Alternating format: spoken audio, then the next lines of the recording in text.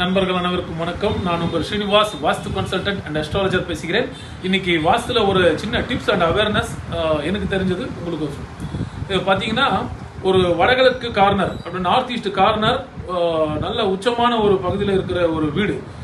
North east corner வீட்டுக்கு எல்லாமே வாஸ்துப்படி நாங்கள் எல்லாமே சரி செய்து வாஸ்துப்படி தான் கட்டியிருக்கோம் அப்படின்னு சொல்ற வீடு கூட புதுசா பின்புறம் அப்படின்னா மேற்கு பக்கம் அல்ல தெற்கு பக்கத்துல இன்னொரு கட்டிடம் வரும்போது இந்த நம்மளுடைய வாஸ்துப்படி கட்டணும் அப்படின்னு சொல்லக்கூடிய வீட்டில் எல்லாமே வந்துட்டு தவறா நடக்க ஆரம்பிச்சிடும். இது மாதிரி பல வீடுகள் நார்த் ஈஸ்ட் கார்னர்ல சுற்றுப்புறத்தில் வர்ற ஒரு மாற்றத்தினால நம்ம வந்து நெகட்டிவ் பலன்கள் வந்துட்டு அவங்கள தாக்குறது நம்ம பார்த்து ஆய்வு பண்ணி அதுல என்ன செய்யறதுன்றது நம்ம கிராவிட்டியை வச்சு சரி செஞ்சு கொடுத்துருக்கோம். இது மாதிரி உங்களுக்கும் இந்த மாதிரி ஒரு அனுபவம் இருந்தா இந்த நம்பருக்கு கான்டாக்ட் பண்ணுங்க. ரெண்டாவது, ஏன் அந்த மாதிரி வருதுன்னு பாத்தீங்கன்னா, எனர்ஜி தான் இதுக்கு எல்லாமே முழுக்க காரணம். ஒரு வடகிழக்கு மூலையில நம்ம ஒரு சம்பு ஒரு நீர் தொட்டி போட்டு அது ஒரு நல்ல எனர்ஜியை நம்ம உருவாக்குறோம் அந்த இடத்துல.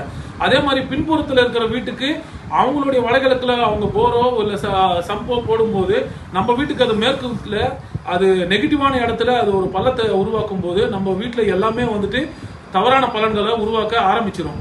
அது பக்கத்து வீடு தானே, நம்மளுக்கு என்ன பண்ண போகுதுன்றது மட்டும் பிராக்டிக்கலா இல்ல. இது நாங்க வந்துட்டு ஆய்வுல பார்த்து தெரிஞ்சுக்கிட்ட விஷயம். இதை வந்துட்டு வீட்டுக்குள்ளேயே நம்ம வீட்டிலேயே பக்கத்துல எந்த டிஸ்டர்பன்ஸ் வந்தாலும் நம்மள தாக்காத அளவுக்கு நம்ம சரி செஞ்சு கொடுக்குறோம்.